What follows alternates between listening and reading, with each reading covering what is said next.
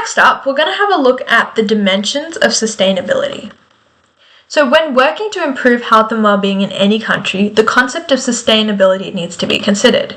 So sustainability, as a throwback to Unit 3 of Study 1, is defined as meeting the needs of the present generation without compromising the ability of future generations to meet their own needs. It's a mouthful, I know, but it's a really important definition that is going to be really relevant to the specific dot point on the study design. It's a really, really common 2-mark definition asked by BCAR and particularly on SACs. Alright, so really worth having this definition memorized.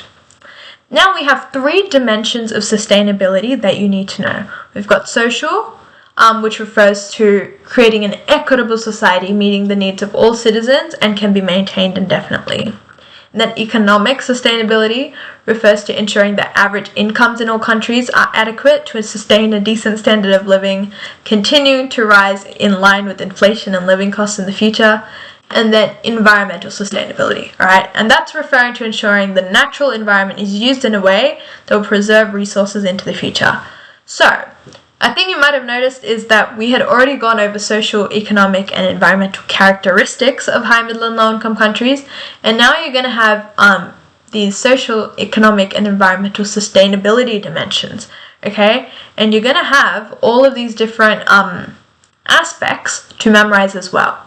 So it's really, really important that, for me, I created my own little acronyms, but for you, you find the acronyms that work the best for you, alright? It really, really ensures that you don't get mixed up between them, right? You don't refer to biodiversity when you should be talking about carbon dioxide emissions, alright? So have a look at them, really sit down and make sure that you try and get the differences nailed down between these. I spent ages, when I was in year 11 trying to remember all of the differences between these, and the most efficient way for me was using mnemonics and things like that. So find what works best for you, whether it's flashcards or writing it down or saying it out loud, and try and get the differences down between these two so you don't unnecessarily lose marks on mixing the differences up between these.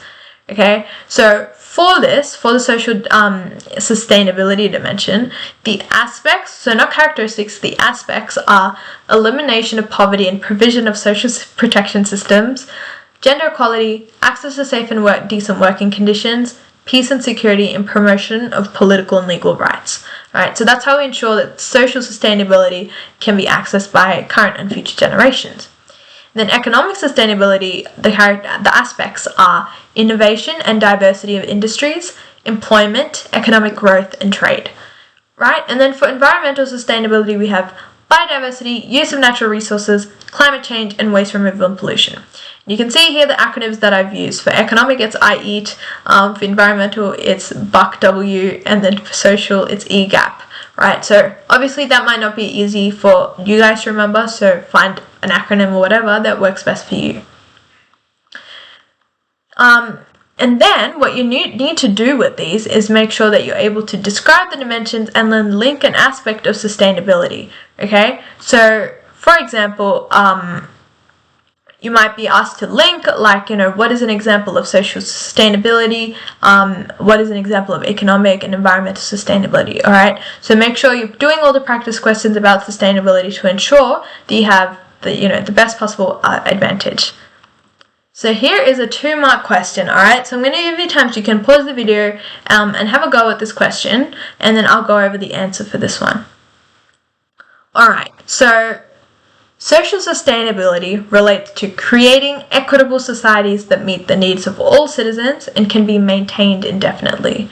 Okay, some factors include levels of employment and education.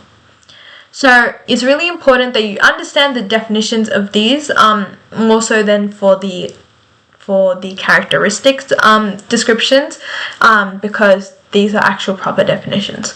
Alright, but you can, as long as you use the general keywords from the definition, you're able to get the marks. And it's really good to provide some examples, okay? So here, an example would be access to safe and decent working conditions, and gender equality, and then the promotion of political and legal rights.